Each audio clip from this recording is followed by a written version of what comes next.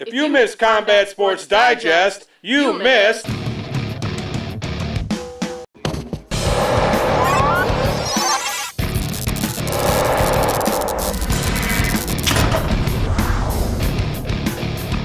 and welcome to this week's edition of Combat Sports Digest, the only combat show with teeth. I'm Jim Rotundo, your host for this week's show, and we're here in Albany, New York for the New York State Wrestling Championships. And we've got an action-packed show for you this week. We'll have the Wrestling Championships. We're going to go in the gym with Marshall Dornick and learn about deadlifts. We've got an interview with Tamdan McCrory as he gets ready for his UFC 96 fight. Then we're going to go over to the Shack, check in with the Leprechaun Elite Wrestling team as they get ready for the New York Junior Wrestling Championships. And then we're going to have a sit-down interview with Leprechaun coach Richie Manning. We got a lot coming up, and we'll be right back.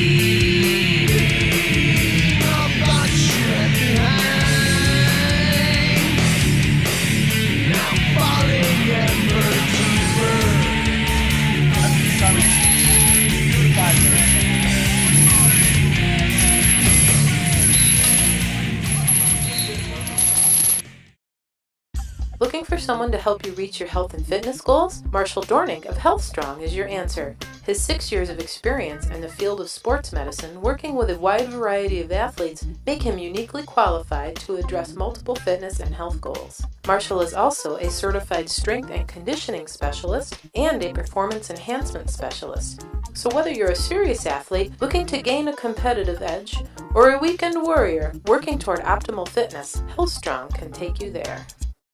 Pops Athletics wants you to be part of its 2009 Technique and Live Wrestling Camp August 2nd through 5th at Binghamton University.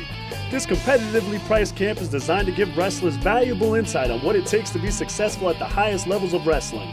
You'll work with Binghamton University head coach Pat Papalizio and his staff of counselors to improve your skills both on and off the mat. Camp size is limited, so hurry up and call 607-372-4118 for more information. The Shamrock Athletic Center at 47 Riverside Drive in Johnson City is the new home for all your family fitness needs. We have everything your family needs to get in shape and stay that way.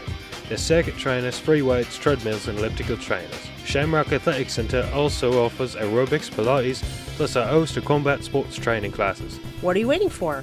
Get down to the Shamrock Athletic Center at 47 Riverside Drive and start getting in shape today.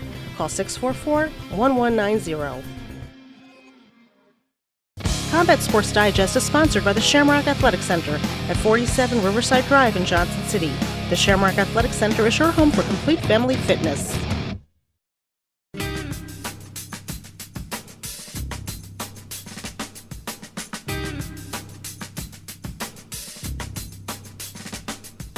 Probably one of my favorite lifts to do is going to be the deadlift. It brings in muscles in the leg all the way up and through the back and your shoulders.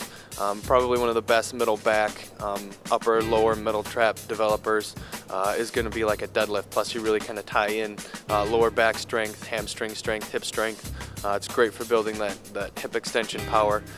A lot of times, especially in like the combat sports like wrestling, you're going to end up in a position similar to the deadlift where you're kind of pulling off the ground, especially as you get into shots or trying to finish shots. Double leg, single leg, you're in a deadlift type position.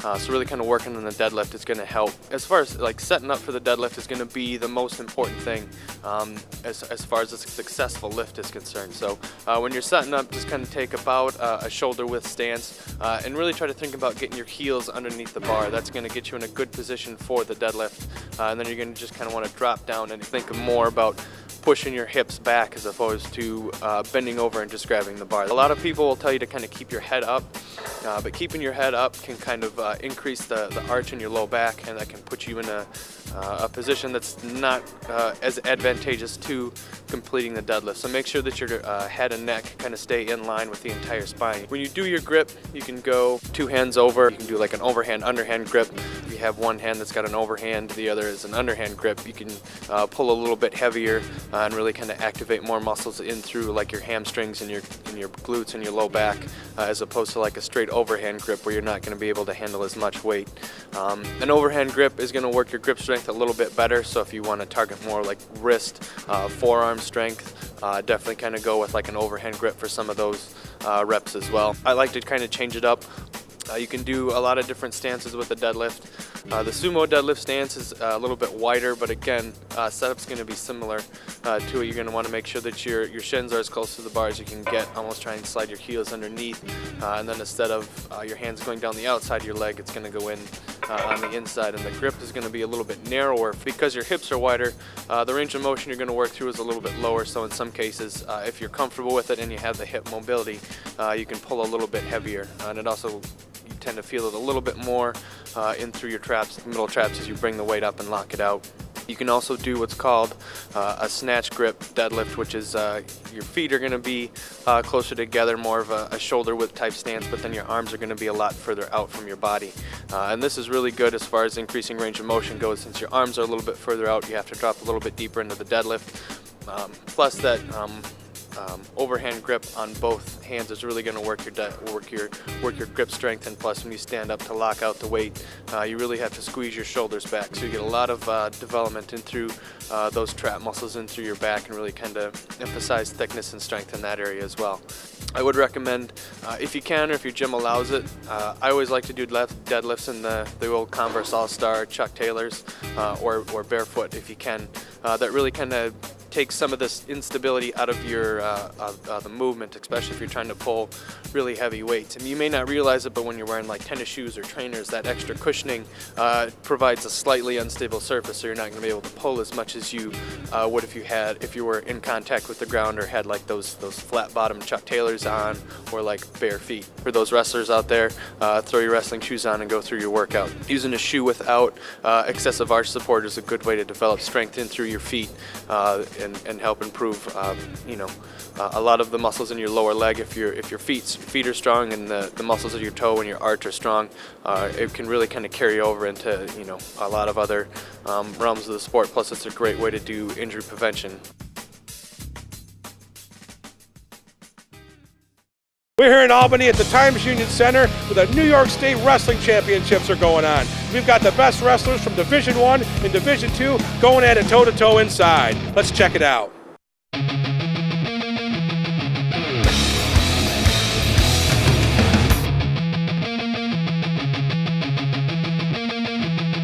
We're inside the Times Union Center for the 2009 New York State Public High School Athletic Association Wrestling State Championships. Because of time constraints, we're only going to show highlights from the championship round. However, we here at Combat Sports Digest offer congratulations to all the participants. Also, I owe BGA's Danny Gormley an apology. I said he was a 2-time sectional champ last week, when in fact it was his 3rd title. Sorry, Danny. Starting with the Division II 125-pounders, Green's Nick Wilcox is looking for his 2nd state title in this match against Section 5's Sean Walton from Paul Mack. Wilcox counters Walton's shot by putting him in a cradle. He gets 2 for the takedown plus 2 quick back points to go up 4-0 before Walton does some countering of his own to make it 4-2.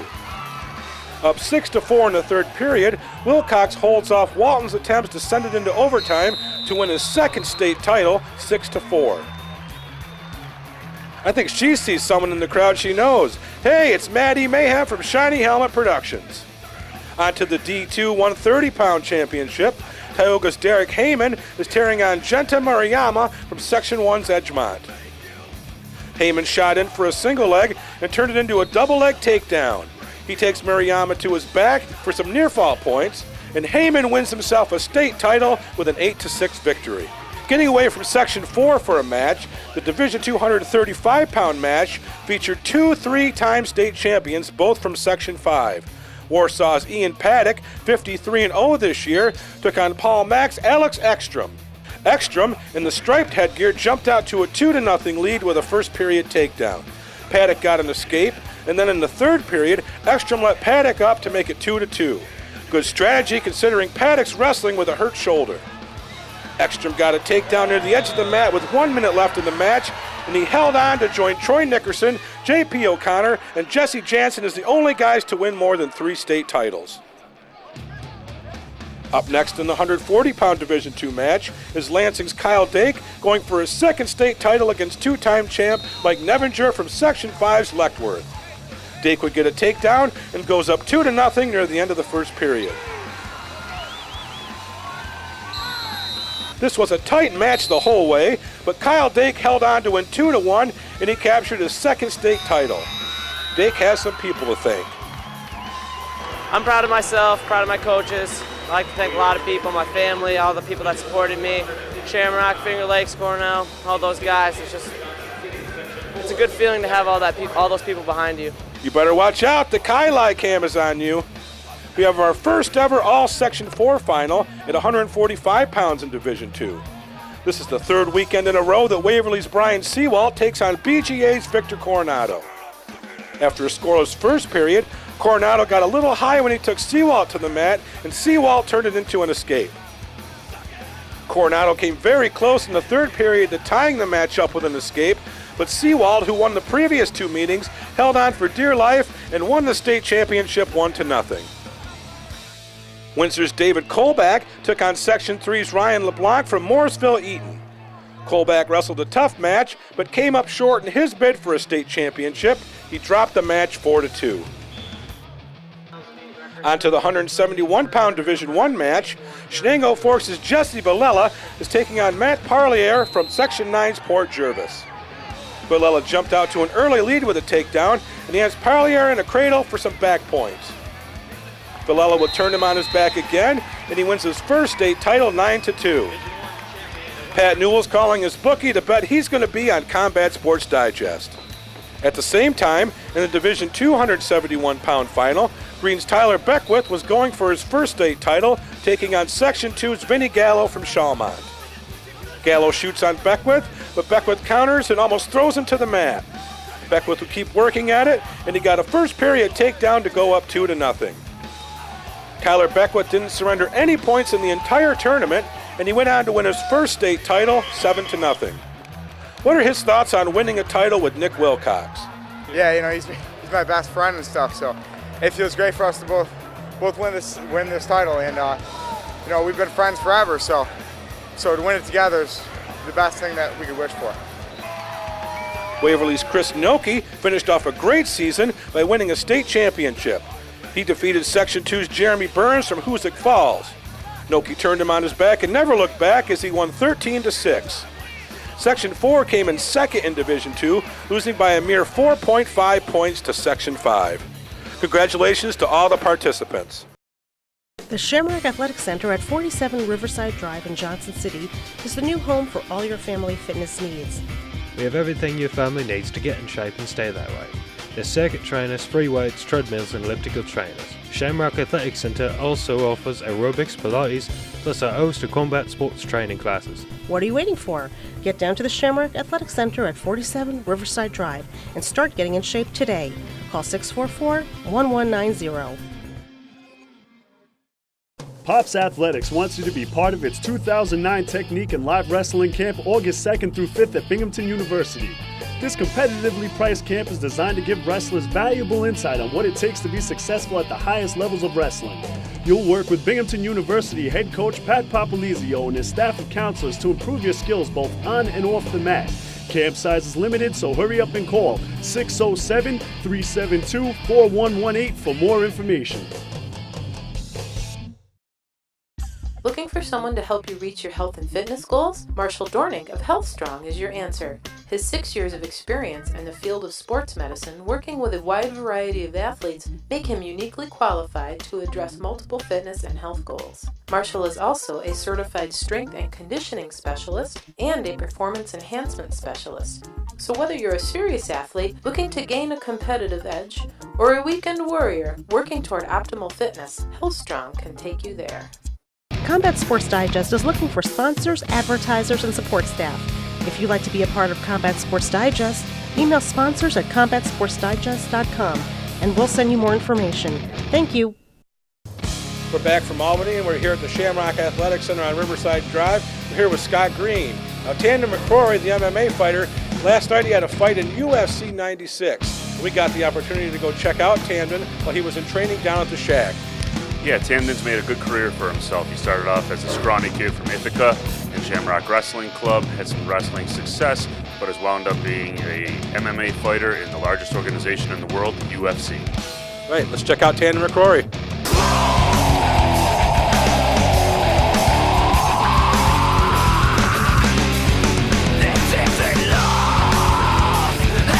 Tamdan, the Barncat McCrory, is gearing up for his UFC 96 battle against Ryan the Lion Madigan.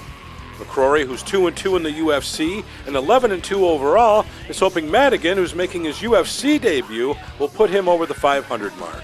I don't think he's really seen the type of competition that I've seen and the type of competition that the UFC brings. So, everybody's a tough fighter, so, you gotta take that into account. Anybody can win on any given day. So just training hard for him and gonna get a big win.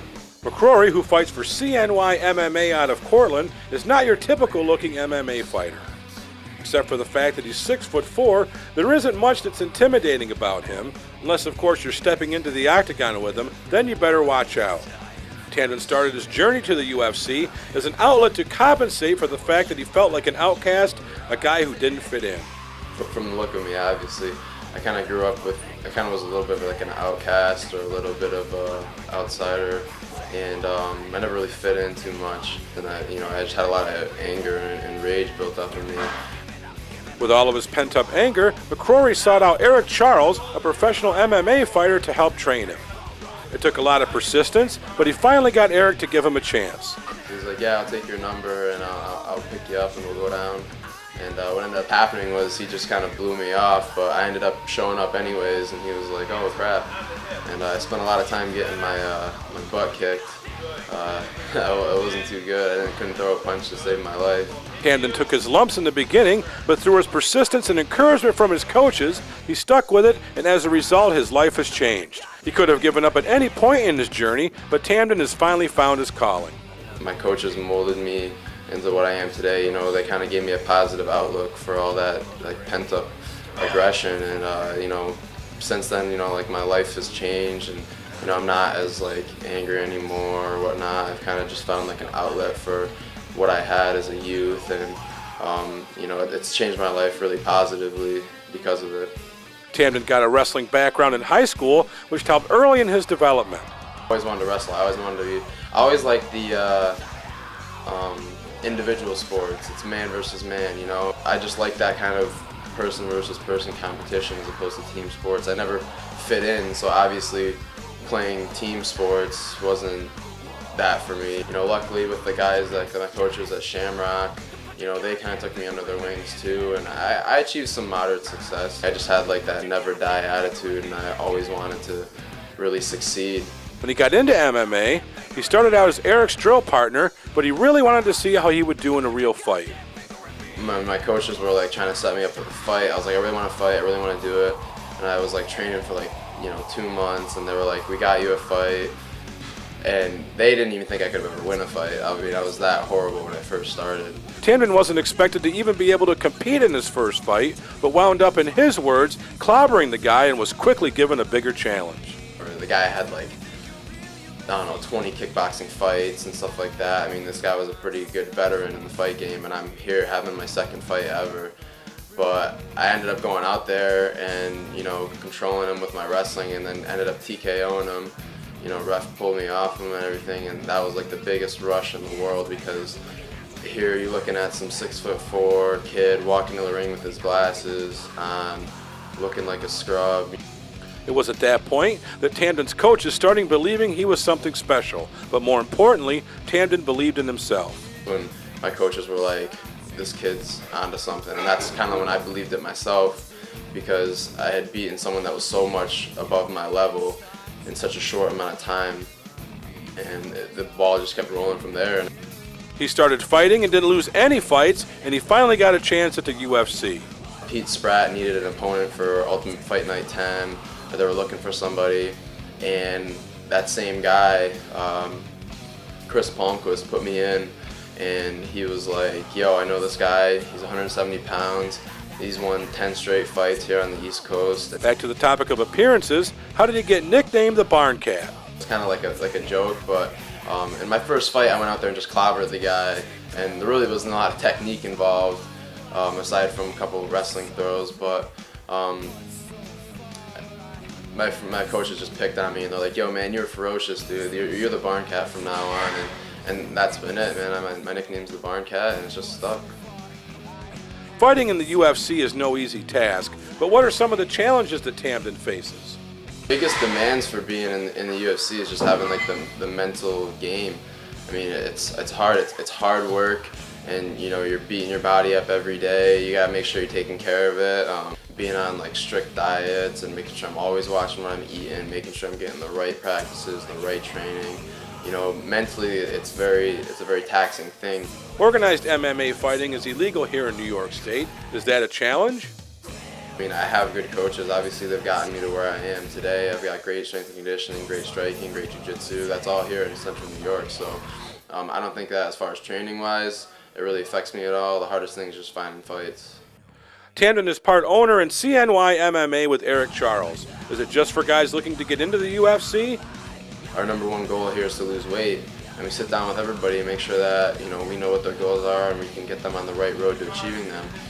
People hate going to the gym or running on a treadmill by themselves, but if you come in here and hit the pads with me, you're going to learn, you know, some fitness, you're going to learn some effective self-defense, and you're going to get in shape, and that's one of the big things we have here.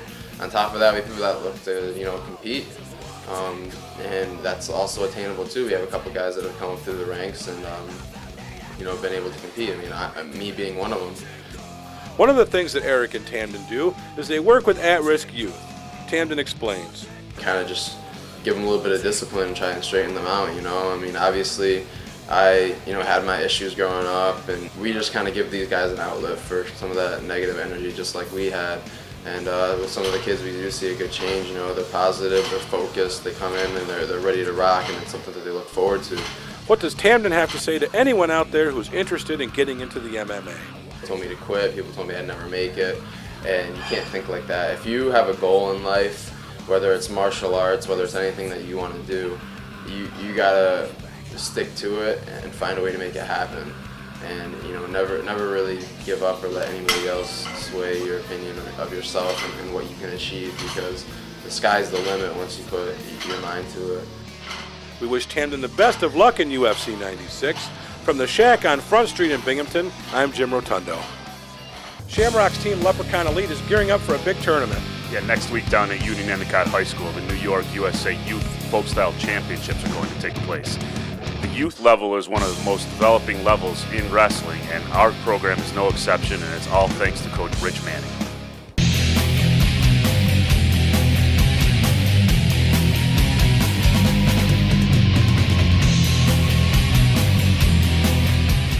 We're here at the Shack on Front Street in Binghamton for a look at the Shamrock Wrestling Club's Leprechaun Elite team as they prepare for the 2009 Junior States Tournament.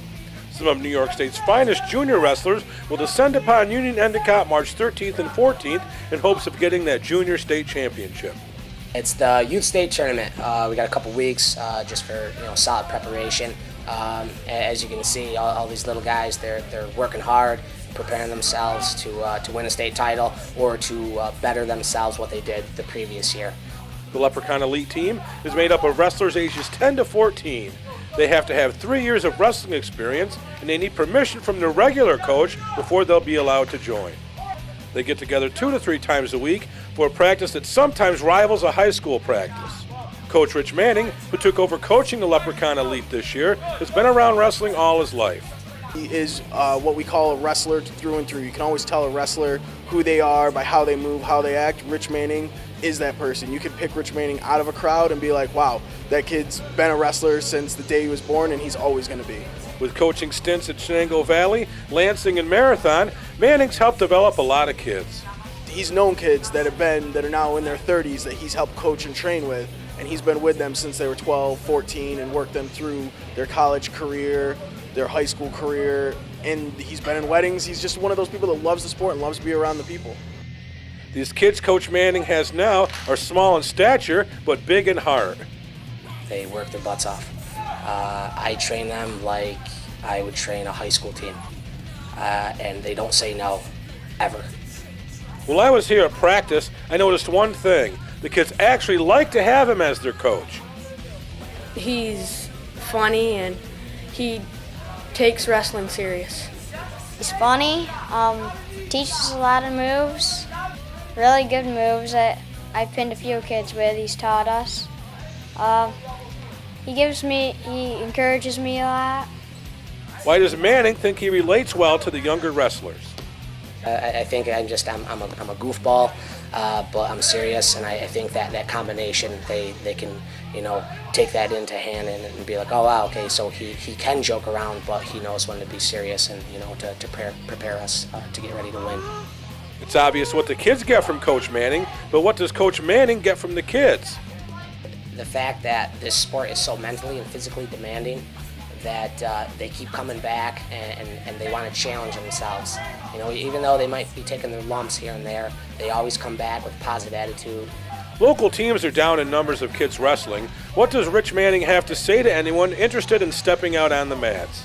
If he's thinking about wrestling, obviously I want to try to get him full blast into wrestling, because it's just it teaches you so much, not just about the sport, but about life.